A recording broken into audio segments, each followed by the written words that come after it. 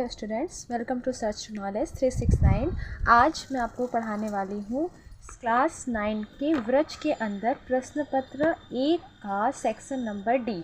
हम इस वीडियो के अंदर फिर से प्रश्न पत्र 1 का सेक्शन नंबर डी कंप्लीट करने वाले हैं। उसके बाद नेक्स्ट वीडियो में प्रश्न पत्र 2 का सेक्शन डी कंप्लीट करेंगे। ठीक है, तो यहाँ पर आज पहला सवाल है 33 और जो सवाल है 33 नंबर का सवाल वो क्या है, आप यहाँ पर स्क्रीन पे अच्छे से देख पा रहे होंगे। गुणनखंड कीजिए यहाँ पर। तो पहला सवाल ही रहा जो मैंने यहाँ पर ऑलरेडी लिखा हुआ है, इसको मैं आपके पास का सवाल है। तो आइए अब इसका हमें गुणनखंड करना है। तो हम कैसे गुणनखंड करेंगे, अगर आपको याद हो तो आपकी किताब के अंदर सर्व समीका लिखी हुई है। यहाँ पर वो वाली सर्व समीका लगेगी जहाँ पर x² plus y² plus z² plus 2xy plus 2yz plus 2xz। तो ये हमारी वो सर्व समीका है जिसके ऊपर से हमें इसका ना गुणनखंड करना है। ठीक है, यहाँ पर अगर आप सवाल को ध्यान से देखेंगे तो x की जगह पर कौन है 4x, y की जगह पर 9y और z की जगह पर है 16z। अब इसके अंदर ध्यान देने वाली बात ये है कि यहाँ पर x² है, इसका मतलब x की जगह पर तो हमें यहाँ पर ऐसी संख्या लिखनी है, यानी 4 का हमें वर्गमूल लिखना है ना।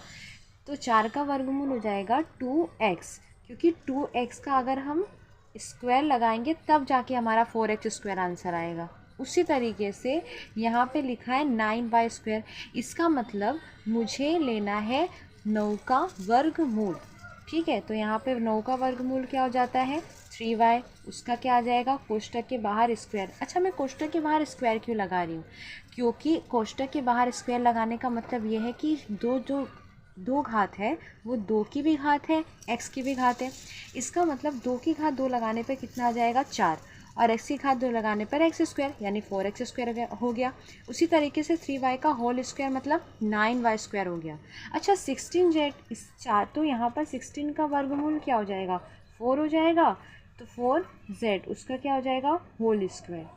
यहाँ तक बात कंप्लीट हो गई। देखिए अब आगे यहाँ पर देखना है कि यहाँ पर देखो 12xy 24yz 16xz ये दिया हुआ है। अब ये कैसे, इसको हल करने के बाद तो यहाँ पर सबसे पहले इधर ध्यान दीजिए आप, यहाँ पर तो प्लस है पर यहाँ पर माइनस है। अच्छा, इन दोनों में जो माइनस है उन दोनों में एक चीज़ कॉमन है, वो क्या कॉमन है, तो वो है z कॉमन है। इसका मतलब देखो इन दोनों में से कोई एक पद माइनस का होगा तभी इन दोनों का आंसर गुणा करने पर माइनस आ रहा है, तो वो z वाला पद होगा। समझ में आया, तो वो z वाला पद यानी 4, तो 4 के आगे आपको क्या लिखना है माइनस। अब देखो इसका मैं गुणा करने जा रही हूँ, अब गुणा करिए। यहाँ पर 2x की जगह पर क्या है 2x है, y की जगह पर क्या है 3y है, उसके बाद में 2 y की जगह पर क्या है, तो हमारा y की जगह पर आ जाएगा 3y। उसी तरीके से z की जगह पर क्या है -4z। ओके, चलिए यहाँ पर 2x की जगह पर क्या है तो 2x है, और z की जगह पर क्या है तो -4z है। अगर आप इसका इसका गुणा आप करेंगे तो आपको आंसर ये मिल जाएगा। ये वाली लाइन बताने का मतलब ये था कि ताकि आप जो आपका फाइनल आंसर आएगा वो आप चेक कर सकते हैं कि वो आंसर सही है या गलत। क्योंकि अगर आप इस पद में इसको रख रहे हैं और आपका आंसर आपको ये मिल रहा है, इसका मतलब आपका ये जो आंसर फाइनल आ रहा है वो करेक्ट है। आपको ये करने की ज़रूरत नहीं है, बट मैं आपको एक्सप्लेन कर रही हूँ, उसके लिए मैं आपको ये लाइन लिखकर बता रही हूँ। अब इसका फाइनल जो आंसर हमारा गुणनखंड में आएगा वो ये आएगा कि 2x प्लस 3y माइनस, ये माइनस है, -4z उसका क्या हो जाएगा स्क्वायर। तो ये है हो गया हमारा फाइनल आंसर। तो ये निकल गया हमारा इसका गुणनखंड। उसी तरीके से सवाल नंबर 33 के ही अंदर हमें दूसरा सवाल दिया हुआ है। क्या सवाल दिया हुआ है, तो दूसरा सवाल हमारा ये है हमारा सवाल नंबर सेकेंड 2 का हमने सबका पहले क्या लिखा था, वर्गमूल लिखा था। जैसे 4 का 2 वर्गमूल हो गया, 9 का 3 हो गया, है ना, 16 का 4 हो गया। तब 2 का वर्गमूल क्या होगा, तो 2 का वर्गमूल हो जाएगा अंडर रूट में 2। और x हमको पता है कि हमें क्या करना है, स्क्वायर लिखना है कोष्टक के बाहर। उसी तरीके से y का वर्गमूल क्या हो जाएगा, अच्छा y स्क्वायर है तो y कोष्टक के बाहर आपका स्क्वायर आ जाएगा। 8 का वर्गमूल क्या हो जाएगा, तो 8 का वर्गमूल हो जाएगा 2 अंडर रूट में 2z इसका होल स्क्वायर। ओके, ये भी अब मैं आपको बता दूं। अच्छा, यहाँ पर 2 का वर्गमूल अंडर रूट 2 कैसे आया, तो यहाँ पर साइड में एक चीज़ देख लीजिए पहले। अगर मैं अंडर रूट 2 का जो वर्ग निकालूंगी तो यहाँ पे देखो अंडर रूट से 2 कट जाएगा तो आंसर आ जाएगा 2। इट मीन्स ये हुआ कि 2 अंडर रूट 2 का वर्ग क्या होता है, 2। तो नॉर्मल सी बात है, अंडर रूट 2 का वर्ग 2 है, इसका मतलब 2 का वर्ग मूल क्या होगा, अंडर रूट में 2। उसी तरीके से 8 का वर्ग मूल क्या हो जाएगा, 2 अंडर रूट में 2। क्यों, क्योंकि देखो इसका अगर अब मैं वर्ग निकालूंगी तो इसका वर्ग और अंडर रूट 2 की भी घात 2 है, ऐसा कुछ। तो इसकी घात क्या हो जाएगी, 4 हो जाएगी, और ये अंडर रूट से रूट कट जाएगा तो कोष्टक में 2 आ जाएगा। इसका मल्टीप्लाई करने पर 8 आ जाएगा। इसका मतलब 8 का जो वर्गमूल है वो क्या हो जाएगा, 2 अंडर रूट में 2। तो भर दिया हमने 2 अंडर रूट में 2। देखो माइनस आ रहा है कौन से वाले पद में, एक ये वाले पद में और एक ये वाले पद में। तो आप ध्यान से देखेंगे इन दोनों पद के अंदर x वाला पद क्या है, कॉमन है, x कॉमन है। इसका मतलब यहाँ पर आपका जो सर्व समीकरण के आंसर है, इस सर्व समीकरण के आंसर के अंदर जो ये x वाला पद है वो किस में आ जाएगा, माइनस में आ जाएगा, माइनस। तो अब कंप्लीट हुआ ये हमारा आंसर। तो अब यही होगा क्या, हमारा आंसर होगा क्वेश्चन नंबर सेकेंड का। तो अब क्वेश्चन नंबर 34, विभिन्न 4 हल निकालना है यहाँ पर।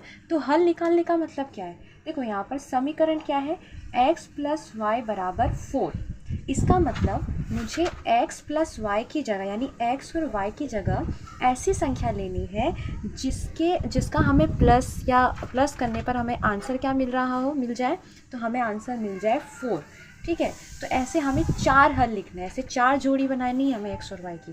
देखो पहला अगर मैं जोड़ी बना दूँ, फॉर एग्ज़ाम्पल मैं अगर बना दूँ जोड़ी 0 और 4 की, कैसे, तो देखो अगर मैं 0 और 4 को यानी x की जगह अगर मैं 0 लूँ और y की जगह अगर मैं 4 लूँ तो देखो मेरा क्या आंसर आता है, तो x प्लस वाई बराबर 4। जहाँ पे मैंने x की जगह पर क्या लिखा हुआ है, x की जगह पे लिया हुआ है 0 और y की जगह पे लिया हुआ है 4, है ना। तो इसका आंसर मेरा क्या आ जाएगा, 4। इसका मतलब एक युग्म मेरा क्या हो जाएगा, 0 और 4। दूसरी जोड़ी की अगर मैं बात करूं, दूसरी जोड़ी बन सकती है 2 और 2, है ना, क्योंकि हम 2 और 2 का अगर प्लस करेंगे तो भी हमारा आंसर क्या आ जाएगा, 4 आ जाएगा। देखो इसकी जगह पर 2 प्लस 2 तो हमारा आंसर क्या आ जाएगा, 4। तो इसका मतलब हमारा जो दूसरा पेयर है, दूसरी जो जोड़ी है वो क्या बन जाएगी, 2 और 2 बन जाएगी। उसी तरीके से मैं तीसरा हल ले लूँगी। तीसरा हल कौन सा, हाँ, अगर मैं 1 और 3 को ऐड कर दूँ, है ना, 1 और 3 को अगर मैं प्लस करूँ तब भी मेरा आंसर 4 आ जाएगा, ऑफकोर्स आ जाएगा। तो यहाँ पर मैं x प्लस वाई की जगह पर अब क्या ले रही हूँ, x की जगह पर ले रही हूँ 1 और y की जगह में क्या ले रही हूँ 3, तो भी 4 आंसर मेरा आ जाएगा, आ गया। इसका मतलब मेरी एक जो जोड़ी है वो क्या बन जाएगी, 1 और 3 बन जाएगी। देखो आप 3 और 1 भी कर सकते थे, नेक्स्ट टर्म में आप 3 और 1 भी लिख सकते हो, है ना।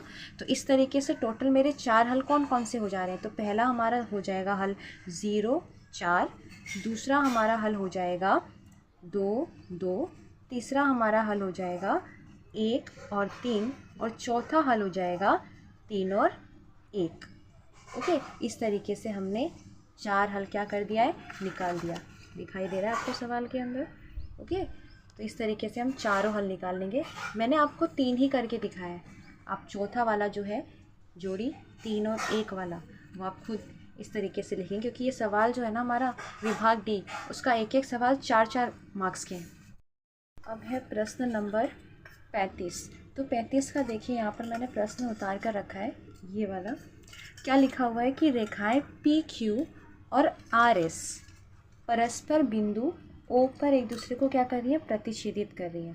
तो यहाँ पर हमने बता दिया, यहाँ पर तो पी क्यू रेखा और आर एस रेखा एक दूसरे को कहाँ पर प्रतिच्छेदित कर रही है, तो बिंदु ओ पर प्रतिच्छेदित कर रही है। ठीक है, अब आगे आपको लिखा हुआ है कि POR अनुपात ROQ, POR कितना है, तो 5, POR कितना है 5। देखो ये अनुपात में लिखा है, इसके लिए हम आपके यहाँ पर क्या लिख देंगे 5x।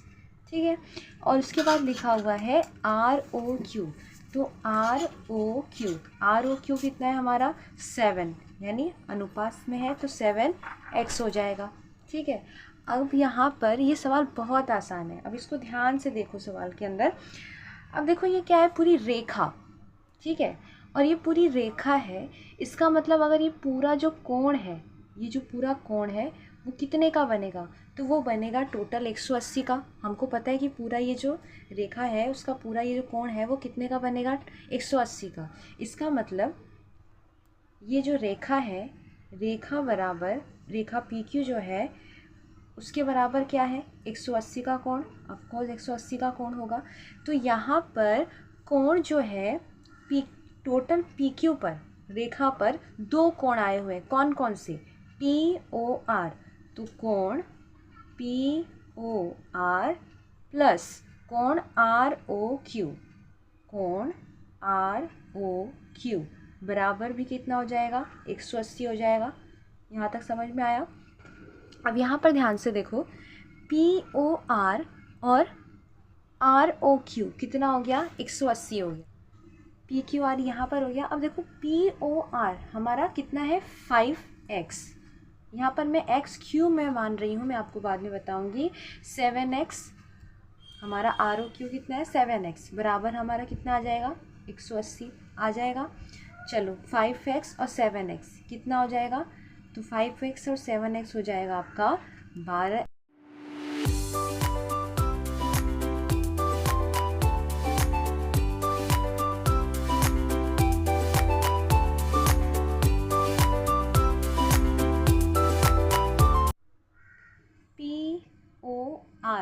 POR बराबर कितना है 5x है, जहाँ पर x की वैल्यू कितनी है 15 है, भर दीजिए 15,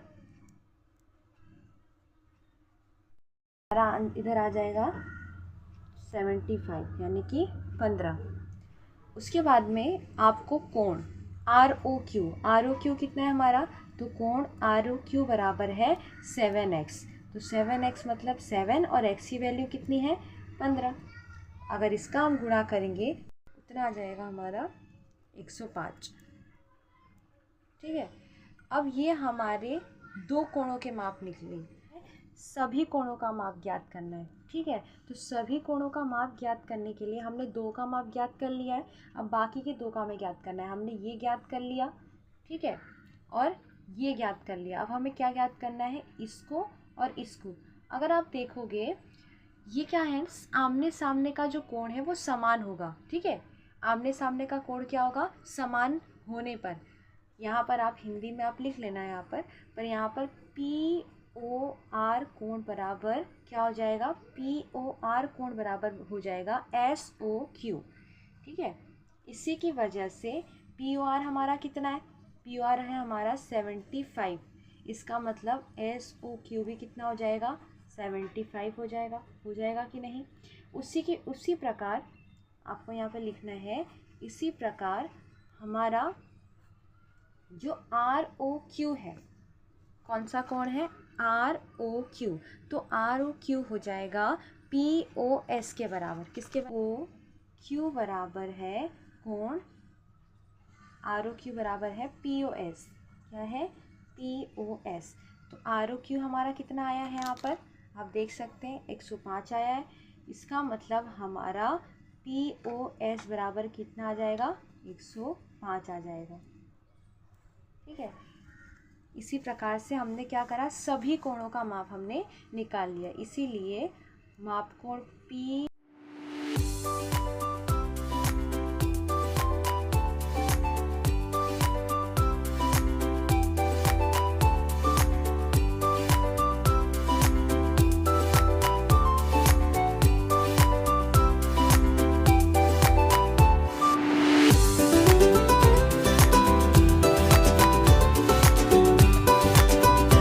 सही है। ठीक है, तो इसी तरीके से हमारा जो प्रश्न पत्र 1 का व्रज के अंदर हमने सेक्शन डी कंप्लीट किया है। ठीक है, अब नेक्स्ट वाले वीडियो में हम प्रश्न पत्र 2 का सेक्शन डी कंप्लीट करेंगे। Thank you.